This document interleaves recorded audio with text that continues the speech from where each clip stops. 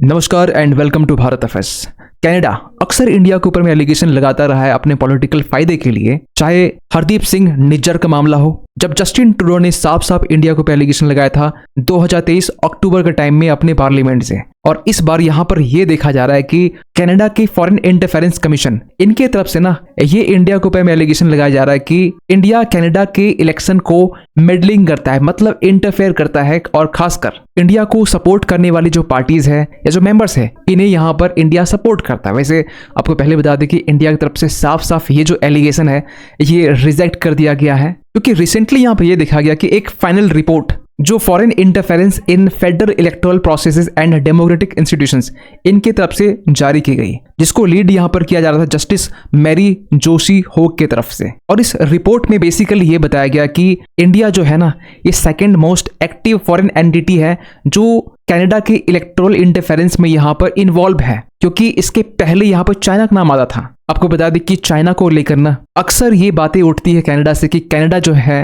कि जो इलेक्शंस है, खासकर 2019 के इलेक्शंस और 2021 के इलेक्शंस, इसमें चाइना का इंटरफेरेंस है, क्योंकि ये बातें कनाडा का जो स्पाइस एजेंसी है ना वो साफ साफ ये कहता है कि जस्टिन ट्रूडो अगर यहाँ पर जीत के अगर आ रहा है ना तो इसके पीछे रीजन है चाइना। वैसे जस्टिन ट्रूडो उस टाइम में भी चाइना को लेकर यहाँ पे ये कहा गया था कि यस, चाइना ने कोशिश तो की है इंटरफेयर करने की, लेकिन जो कैनेडियंस है ना ये डिसाइड कर लेते हैं कि यहाँ पर दोनों इलेक्शंस में लीडर कौन होने वाला है। खैर आपको बता दें कि यहाँ पर हम बात कर रहे हैं इंडिया की, क्योंकि यहाँ पर इंडिया के ऊपर एलिगेशन लगाए जा रहे हैं जो एक टाइम में चाइना के ऊपर लगाए जाते थे। यही नहीं, इस रिपोर्ट में यहाँ पर बाकी अदर नेशंस के भी नाम यहाँ पर इन्वॉल्व है। फॉर एग्जाम्पल कि यहाँ रशिया का भी नाम सामने आ रहा है, पाकिस्तान का भी नाम सामने आ रहा है। वो देश जहां पर खुद भुक्तभोगी है दूसरे देश, जहां पर इंटरफेयर करके चले जाते हैं, तख्ता पलट करके चले जाते हैं, वो देश के ऊपर में एलिगेशन ये लग रहा है कि पाकिस्तान जैसा देश ये कनाडा के इलेक्शंस में मेडलिंग करता है। इसके बाद में ईरान के ऊपर में एलिगेशन लगाए गए हैं। लेकिन सबसे बड़ा सवाल निकलता है कि कनाडा ने एलिगेशन लगाए क्या है। कनाडा ने यहाँ पर साफ साफ ये कहा है कि चाइना की तरह इंडिया भी यहाँ पर थ्रू डिप्लोमेटिक चैनल्स और प्रॉक्सी एजेंट्स के जरिए कनाडा के इलेक्शंस में इंटरफेयर करता है, और इंडिया जिस प्रॉक्सी फिगर्स को यहाँ पर सपोर्ट करता है इन्हें यहाँ पर इलिसिट फाइनेंशियल सपोर्ट प्रोवाइड करता है उन कैनेडियन पॉलिटिशियंस को जो खासकर कनाडा के इलेक्शंस में एक इंपॉर्टेंट रोल प्ले कर सकता है। इवन यहाँ पर यह भी कहा जा रहा है कि इंडिया कनाडा के इलेक्शंस को इन्फ्लुएंस करता है, खासकर प्रो इंडिया कैंडिडेट को सपोर्ट करके, और इसके लिए इंडिया डिस इन्फॉर्मेशन का यूज करता है ताकि इंडिया इजिली फॉरेन इंटरफेरेंस के जरिए कनाडा के इलेक्शंस को प्रभावित कर सके। यही नहीं, यहाँ पर इस रिपोर्ट में यह भी कहा गया कि according to the Canadian security intelligence services, यहाँ पर कनाडा ने यह भी माना है कि यस, जो खालिस्तानी एक्सट्रीमिज्म जो है ना कनाडा में, ये इंडिया के लिए एक सिक्योरिटी थ्रेट क्रिएट कर रहा है। ये साफ साफ यहाँ पर लिखा गया है CSIS की तरफ से। लेकिन CSIS यहाँ पर यह कहता है कि जो खालिस्तान सपोर्टर्स है ना, जो vast majority of Khalistan supporters है, ये पीसफुल को सपोर्ट करते हैं, ये शांति को पसंद करते हैं। यही नहीं, यहाँ पर यह भी कहा गया, लेकिन इंडिया को यहाँ पर डिफरेंशिएट करने की जरूरत है कि कौन यहाँ पर lawful pro Khalistan political advocacy का सपोर्ट करता है और कौन रिलेटिवली यहाँ पर एक स्मॉल नंबर में जो Canada based Khalistani violent extremist है इसे बढ़ावा देता है। मतलब साफ साफ कनाडा ये मान रहा है कि जो खालिस्तानी एक्सट्रीमिज्म है वो कनाडा में तो है, लेकिन कुछ लोग ऐसे भी हैं जो लॉफुल तरीके से पॉलिटिकली यहाँ पर डिमांड कर रहे हैं खालिस्तान की, और कुछ लोग ऐसे भी हैं जो वायलेंट तरीके से यहाँ पर डिमांड कर रहे हैं। तो यहाँ पर ये इंडिया को ये बता रहा है कि इंडिया इसमें डिफरेंशिएट नहीं कर पा रहा है। और अजीब बात यहाँ पर यह है कि ये जो रिपोर्ट है ना तब रिलीज की जा रही है जब Justin Trudeau as a prime minister जब थे, कुछ टाइम पहले इन्होंने रेजिग्नेशन दिया, जो लिबरल पार्टी से बिलोंग करते हैं, और आज के टाइम में ना कनाडा एक लीडरलेस कंट्री बन के रह चुका है। लेकिन आपको बता दें कि यहाँ पर मार्च के दूसरे वीक में ये बातें सामने निकल के आ रही कि यहाँ पर कनाडा के PM के रेस में यहाँ पर कुछ कैंडिडेट आगे आने वाले, जिसमें से एक नाम जो है सामने आ रहा है जो कि इंडियन ओरिजिन की है, रूबी ढल्ला। रूबी ढल्ला इस बेसिस पर यहाँ पर PM की रेस में यहाँ पर खड़ी है। खासकर इसका ये कहना है कि हम लोग जो इलीगल इमिग्रेंट्स हैं इसे डिपोर्ट करेंगे। ये सेम बातें जो है ना कहीं न कहीं ट्रम्प भी कहते हैं। आज के टाइम में पूरी दुनिया के जो लीडर्स है ना, आज के टाइम में इलीगल इमिग्रेंट्स जो है ना एक कीवर्ड बन चुका है। खैर, इस एलिगेशंस के बाद में ना इंडिया ने क्या रिस्पांस दिया है अगले स्लाइड बात करें। लेकिन जो कनाडा के जो अपोजिशंस के जो पार्टी है ना, कंजर्वेटिव पार्टी, और इसके जो लीडर है मिस्टर पियर पॉलिवरे, इनका ये कहना है कि ये जो जस्टिन ट्रूडो का जो नया अप्रोच निकल के आ रहा है ना, खासकर फॉरेन इंटरफेरेंस को लेकर ना, ये और कुछ नहीं, ये अपकमिंग जो फेडरल इलेक्शंस है इसमें ये अपने आप को फिर से एज ए प्राइम मिनिस्टर के तौर पर देखना चाहते हैं, वो इलेक्शन जो 2025 में ही अक्टूबर 20 के टाइम में होने वाले हैं। लेकिन सबसे ताज्जुब की बात यहाँ पर ये है, जब इस रिपोर्ट के बेसिस पर ना ये कहा गया कि जो इंडिया इंटरफेरेंस करता है इसको लेकर ना एक इंक्वायरी होनी चाहिए, और इस बात को लेकर ना कोई भी यहाँ पर एमपी जो है वो यहाँ पर एग्री नहीं होता है कि यहाँ पर इंडिया इंटरफेरेंस कर सकता है,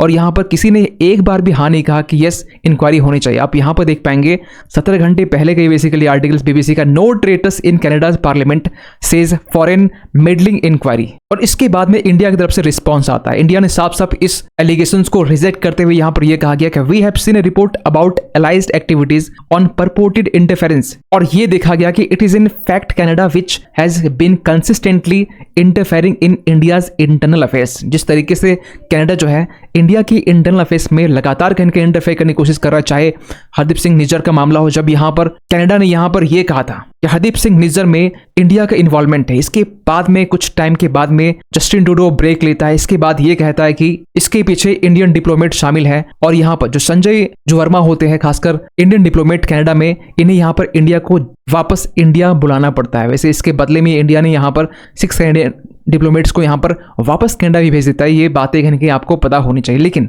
सबसे इंपॉर्टेंट बात यहाँ पर क्या है, यहाँ पर इसके बाद ये लिखा गया कि this has also created an environment for illegal migration and organised criminal activities. इस बात पर भी यहाँ फोकस कर दिलाने की कोशिश की गई कि कनाडा किस तरीके से एक एनवायरनमेंट क्रिएट कर रहा है इलीगल माइग्रेशन के लिए और ऑर्गेनाइज क्रिमिनल एक्टिविटीज के लिए। बिना नाम लिए यहाँ पर खालिस्तानी मूवमेंट और खालिस्तानी एक्सट्रीमिस्ट के यहाँ के बारे में जिक्र किया जा रहा है कि कनाडा किस तरीके से यहाँ पे एक सेफ हेवन बना हुआ है खालिस्तान एक्सट्रीमिज्म के लिए। क्योंकि सेम बातें ना ट्रम्प भी कहते हैं कि ट्रम्प का भी ये भी कहना है कि जो कनाडा से और मेक्सिको से जो इलीगल इमिग्रेंट करीब करीब मेक्सिको से ही यहाँ पर 17 मिलियन जो इलीगल इमिग्रेंट है वो यूएस में रह रहे हैं, इसको लेकर भी यूएस काफी ज्यादा कंसर्न है। और इसके बाद में कनाडा को भी एलिगेशन लगते हैं, खासकर ट्रेड के साथ साथ जो इलीगल इमिग्रेंट है इसको लेकर भी। तो सेम चीजें यहाँ पर कहीं ना कहीं इंडिया की तरफ से रिस्पॉन्स में यहाँ पर यह कहा जा रहा है कि कनाडा जो एक इन्वायरमेंट क्रिएट कर रहा है इन लोगों के लिए, जो इलीगल इमाइग्रेशन के लिए और ऑर्गेनाइज क्रिमिनल एक्टिविटीज के लिए, यहाँ पर इंडिया ने जवाब में सटीक तरीके से आंसर दिया है। खैर ये तो बात समझ में आ रही है कि जो जस्टिन ट्रूडो है ये सब कुछ किया जा रहा है पॉलिटिकल बेनिफिट्स के लिए, क्योंकि 2025 में ना इलेक्शंस कंडक्ट होने वाले 20 अक्टूबर के दिन में, और टोटल जो वहां की हाउस ऑफ कॉमन की जो सीटें हैं 343 है, और आपको मेजोरिटी के लिए चाहिए 172 सीटें। लेकिन जस्टिन ट्रूडो के पास में आज के टाइम में ना 153 सीटें हैं। वैसे इनके पास में जगमीत सिंह जो न्यू डेमोक्रेटिक पार्टी के लीडर है और जो खालिस्तानी मूवमेंट को अक्सर सपोर्ट करते हैं, इनका एक सपोर्ट था, लेकिन ये अपना सपोर्ट को वापस ले लेते हैं और इनके पास मेजोरिटी चली जाती है और नो कॉन्फिडेंस मोशन में ये फेल हो जाते हैं, इसे मजबूरन रेजिग्नेशन देना पड़ता है। लेकिन आज के टाइम में जो कैनेडियंस हैं या फिर जो कनाडा के साइंटिस्ट हैं, जो एक्सपर्ट्स हैं, वो भी ये जान रहे कि और इस बात को मानते हैं कि जो कनाडा में लीडरशिप चेंज होनी चाहिए ही नहीं। यहाँ पर कैनेडियंस ये भी जान रहे हैं कि किस तरीके से जस्टिन ट्रूडो जो है वो कनाडा के जो रेपुटेशन है इसको यहाँ पर काफी ज्यादा नीचे ले जा चुके हैं। और ये भी कहते हैं कि ये जो जस्टिन ट्रूडो है ना, ये एज ए पंचिंग बैग है डोनाल्ड ट्रंप के लिए, क्योंकि ट्रंप ने यहाँ पर ये कहा था कि हम लोग कनाडा के ऊपर में 25% टैरिफ को इम्पोज करेंगे, और ये डेट भी डिसाइड किया गया था कि कनाडा के ऊपर में और मेक्सिको के ऊपर में फरवरी 1 जब इंडिया में बजट प्रेजेंट किया जाएगा ना, उस दिन कहीं ना कहीं कनाडा में 25% से भी ज्यादा कहीं ना कहीं टैरिफ को इम्पोज किया जाएगा। लेकिन शुरुआत यहाँ 25% से होगा। वैसे इसके रिस्पॉन्स में जस्टिन ट्रूडो ने यहाँ पर यह भी कहा था कि हम लोग इसका रिस्पॉन्स रोबस्ट तरीके से देंगे। लेकिन ये बातें आज के टाइम में सभी को मालूम है कि ट्रंप के एग्जीक्यूटिव ऑर्डर में बहुत सारी लिस्ट है, 200 से भी ज्यादा लिस्ट है, और इस लिस्ट को पूरा करने के लिए शुरुआत ये शपथ ग्रहण समारोह से पहले ही कर चुके हैं। इवन जस्टिन ट्रूडो को ये भी डर है कि कनाडा जो है वो 51 स्टेट बन जाएगा यूएस का। और जस्टिन ट्रूडो ये भी देख चुके हैं कि किस तरीके से यूएस कोलंबिया के बीच में जब एक टेरिफ वॉर चल रहा था ना, तो कोलंबिया के जो प्रेसिडेंट हैं वो फाइनली लास्ट में एक्सेप्ट कर लेते हैं कि यूटर्न हमें देखने को मिलता है कि यस, इलीगल जो एलियंस के जो प्लेन है ना, आप यहाँ पर डिपोर्ट कर दो मेरे देश कोलंबिया में। तो इन सबको देख कर ना जस्टिन ट्रूडो जो ऑलरेडी यहाँ पे ह्यूमिलिएशंस का सामना करना पड़ रहा है ट्रंप की तरफ से, अगर ये चीजें अगर होती है तो जो गिने चुने जो कैनेडियंस आज के टाइम में जस्टिन ट्रूडो को सपोर्ट कर रहे हैं, ये भी सपोर्ट इनसे छिन जाएगा। खैर ये जो टॉपिक है आगे आने वाले टाइम में न्यूज में और भी रहने वाला है, और अगर इसमें कुछ अपडेट आता है तो इसके रिगार्डिंग अपडेटेड वीडियो में लाता रहूंगा। खैर, आप क्या सोचते हैं पूरी अपडेट को लेकर कमेंट कीजिएगा। और जाते जाते एक क्वेश्चन आप सभी के लिए, हाल ही में यहाँ पर किस ऑर्गेनाइजेशन ने यहाँ पर इनहेंस्ड सर्टिफिकेट ऑफ ओरिजिन, जिसे इको 2.0 सिस्टम कह सकते हैं, इसे लॉन्च किया है बेसिकली एक्सपोर्ट सिस्टम को इनहेंस करने के लिए। सो आपके पास में ऑप्शन है a reserve bank of India, export promotion council, directorate general of foreign trade, federation of Indian export organisations. सही आंसर कीजिए कमेंट सेक्शन पे। मिलते किसी अगली वीडियो में, तब तक के लिए थैंक यू सो मच।